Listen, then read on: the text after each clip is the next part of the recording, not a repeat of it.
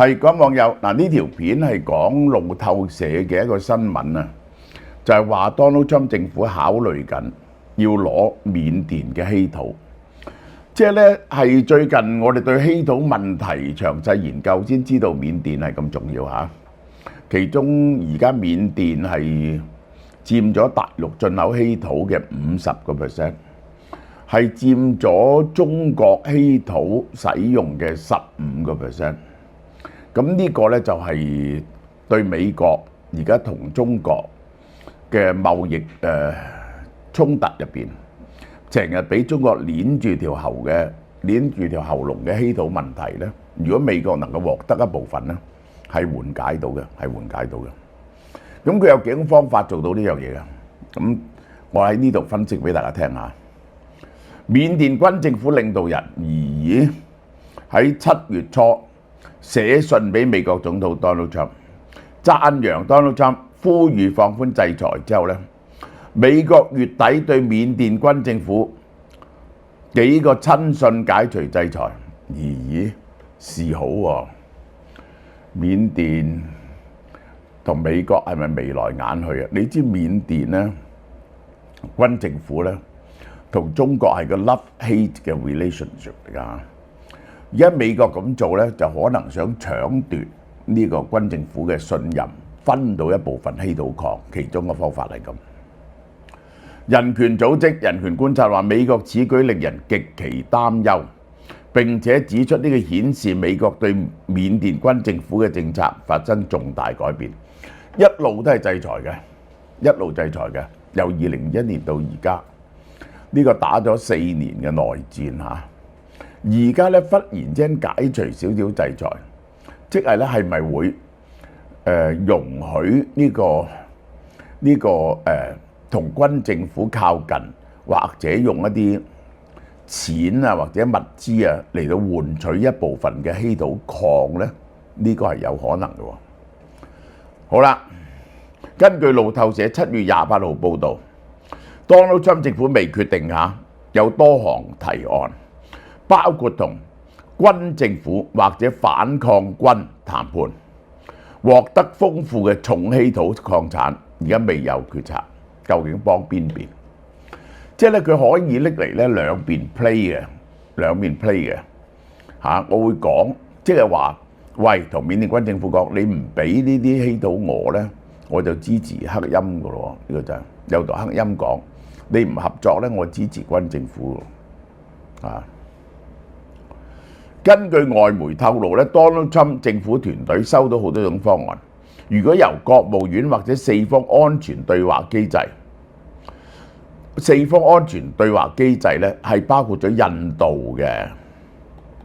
點解要透過呢個咧？用印度同埋緬甸有個好長嘅邊界線，設立特使啊，同埋克欽共和軍或者緬甸軍政府談判礦產開發協議。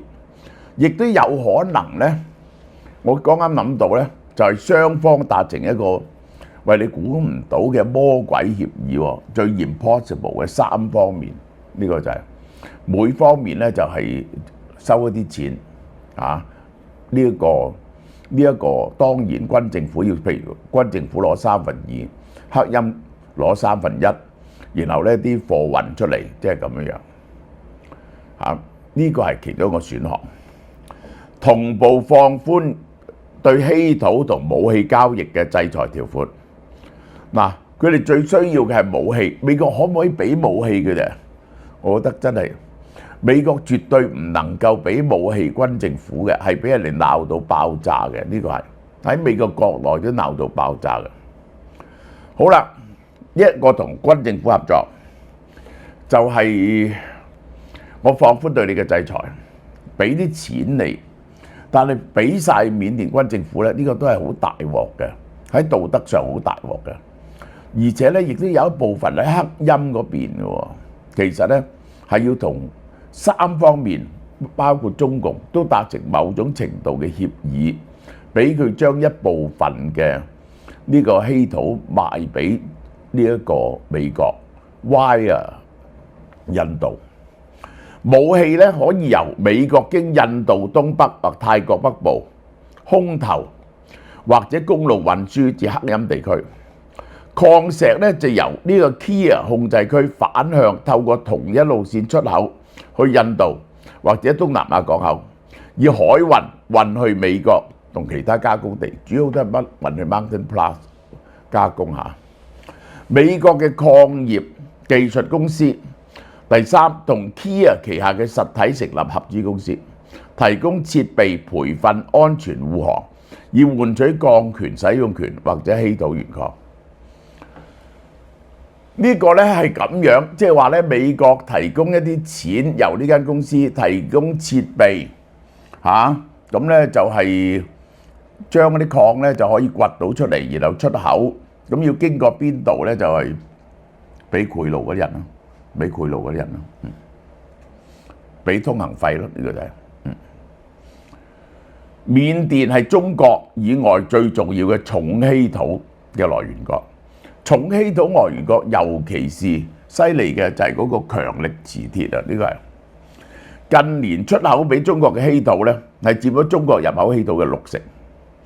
2024年前後呢個比例甚至達到65%，累計4年幾啊，出咗29萬噸。嗱，呢啲係好重嘅嘢嚟嘅，運起上嚟好困難嘅，價值42億。你可以當佢一年有成10億喎，都好犀利喎，係同埋天然氣拍住喎。呢個係緬甸軍政府兩大收入嚟喎，一個就係賣天然氣，一個就係賣稀土。其中85% 啊係政變之後所產生嘅增量，係呢幾年咧，因為打仗冇人管咧，嗰個環保啊係完全放鬆晒。嗰啲地方嘅政府亦都管唔到，亂咁開，所以咧大量擴充咗。其實就係咁。2025年中國稀土進口量24,000噸。嗱，我哋講講，如果你要運一架貨車啊，呢啲咁嘅地方唔知可以行到幾重嘅貨車咧？10幾噸啊！我哋以前多數行7噸半，呢個可以行10幾噸，可能係10幾噸一架貨車。咁你要行幾多架貨車咧？呢個係係100架貨車啊，要行幾日啊？咁100架貨車咪1000幾噸咯，行100轉啊，咁就10幾萬噸咯。喂，嗰條公路可唔可靠？跌咗30.9%。嗱，中國嘅稀土氧化物1/3係入口嘅，緬甸係入咗50%，緬甸稀土佔咗中國嘅15%，中國佔咗世界嘅90%，所以緬甸稀土佔咗世界嘅13.5%。克欽邦係重稀土嘅生產區，而家反抗軍控制住呢一帶，呢一區生產咧全球重稀土嘅，生產全球重稀土嘅蘊藏量，呢個係重稀土大約50%。2024年3月0307行動以來咧，呢一個克欽軍就向政府進攻，所以個稀土產能下跌咗。2024年咧已經控制咗主要礦區，導致重稀土供應幾乎減半，全球嘅礦價飆升，就因為克欽軍進攻咗部分政府地區，咁所以政府控制唔到啲稀土。稀土輸出去中國咧就減少咗。好啦，目前咧緬甸控制嘅領土咧，緬甸軍政府控制21%，反抗軍同民族武裝控制42%，剩翻嘅領土37%咧，就一係其他地方武裝，一係咧就大家一路打嚟打去嘅中間地方。泰國同埋柬埔寨啊，因為係同中國關係咧，係唔會允許美國以軍事援助為形式介入呢個緬甸內部，唔會俾你運軍火入去或者運稀土出嚟，因為嗰係嚴重得罪中國嘅。唯有透過印度東北邊境嘅山路，先能夠將武器換取稀土，並且將原礦運出，唯一一條路就係咁。喺呢度，但呢條咧係完全嘅山路嚟嘅，好難搞。呢個唯一嘅運輸嘅路，好崎嶇，係咪可行咧？呢個亦都有啲緬甸軍政府喺度啊，軍政府亦都有啲軍隊喺度。呢個係唔係可行咧？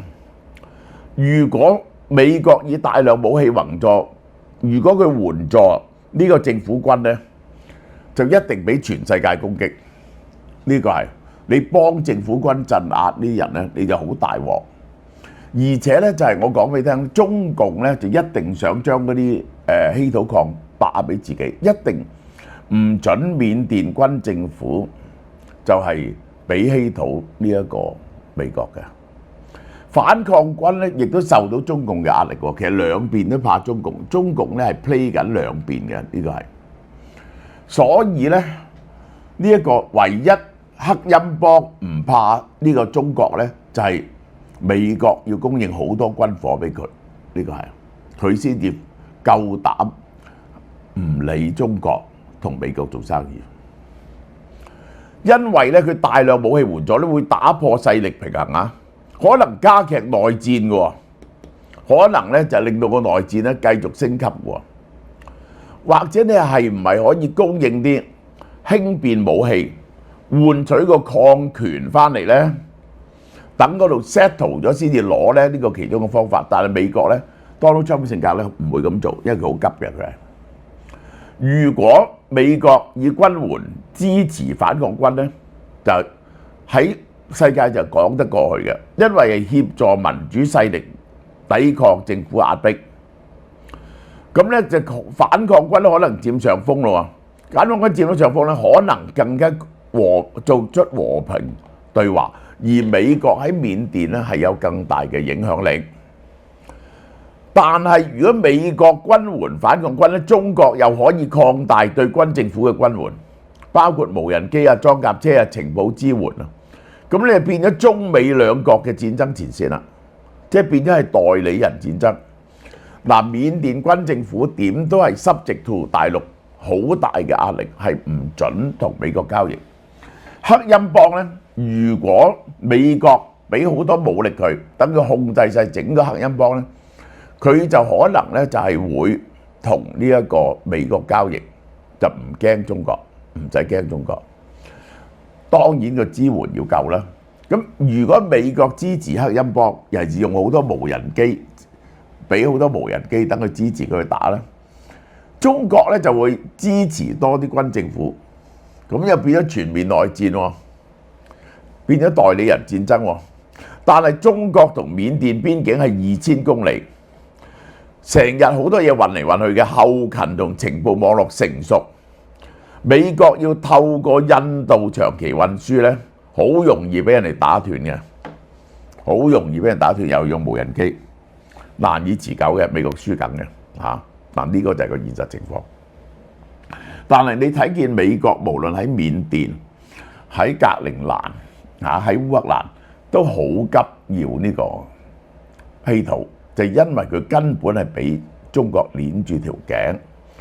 烏克蘭咧係期貨嚟嘅啫，喺緬甸咧亦都有期貨，佢可以咧就同緬甸軍政府就簽一個合約，又同克欽邦簽一個合約，就容許佢哋咧雙方攞啲好處。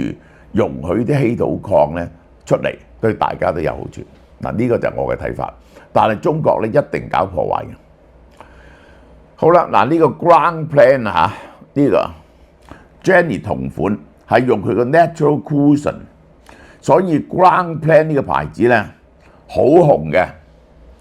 嗱，佢係全植物嘅，我講俾你聽，係大部分植物唔係全植物，佢攞唔到純素認證嘅。Urian 咧就攞到純素認證，其中咧就好多產品咧，包括滋潤面膜啊、金盞花，佢大量用金盞花㗎，修復護唇、保濕凝膠呢啲產品尤其是呢隻嘢好出名，遮瑕氣墊呢個 Natural Cushion， 其實就係一種粉底，3合1粉底嚟嘅。個個用過都話好好用嘅，就仲有呢個卸妝膏啦、去角質保濕棉啦、同埋物理防曬劑，你出去曬搽下呢啲咧係好有效嘅。呢個係喺韓國好出名嘅牌子，因為 involve 到呢個 Blackpink 呢個係。好啦，仲有今次嘅大減價嚇，今個月大減價有巴拿巴葉同銀杏精華，抗鹽抗氧化，係調節嗱呢個巴拿巴葉咧係天然嘅胰島素嚟嘅，佢又含有科羅索酸，能夠降低血糖。今次未試過咁大減價嘅，半價75蚊食一個月。新保健產品韓國 FormBio 嘅腸道輕盈酵素 FormBio 腸道輕盈酵素主要由法羅小麥提取。法老小麥係一種未混種過嘅古老穀物，源自意大利，營養含量極高，含有豐富嘅蛋白質、纖維、維他命 B3、鎂、鋅、鐵。法羅小麥咧被稱為被時代雜誌列為世界上50種最健康嘅食物之一。比較營養成分，膳食纖維咧就比白米高342%，比香蕉高295%，蛋白質比白米高214%，比香蕉高600%。法羅小麥製造嘅酵素主要嘅功效在於促進消化，增強腸道健康。佢能夠幫助去宿便，促進消化吸收同代謝，增強腸道健康，使腸道更加輕盈。韓國 FormBio 腸道輕盈酵素含有澱粉酶及蛋白酶。澱粉酶係一種消化酶，主要功能係將碳水化合物分解成為較少嘅糖分子，好似葡萄糖，以便身體吸收利用。蛋白酶係一種能夠催化蛋白質水解嘅酶，主要嘅功效就將蛋白質分解成較少嘅肽或者氨基酸，因而促進蛋白質嘅消化吸收同新陳代謝，同時亦都參與多種生理反應同調節機制。韓國 FormBio 腸道輕盈酵素加入咗丁酸梭菌，係一種益生菌，主要功效咧係促進腸道健康，並可能對於免疫系統產生正面影響。佢能夠產生丁酸，呢個係一種對腸道細胞有益嘅短鏈脂肪酸，同時亦都能夠抑制有害菌嘅生長，維持腸道嘅菌叢平衡。此外，丁酸梭菌咧被認為咧係有抗炎作用，有助於增強腸道屏障嘅功能。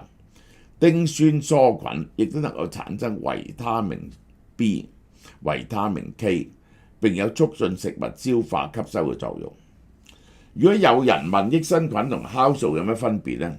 我會咁樣比喻，酵素就好似清潔工，能夠幫助你分解食物，等嗰個腸道咧蠕動，將宿便清走，讓腸道咧變得更加乾淨通暢。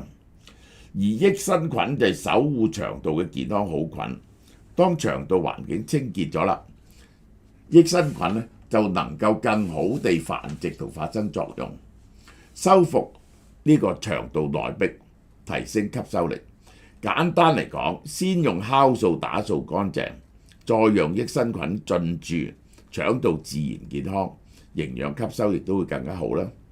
每包2個 gram 含有澱粉酶120萬個單位，加蛋白酶396個單位，法洛酵素132 mg 同丁酸梭菌50 mg， 每盒160蚊，30包，每日1包，1個月嘅份量。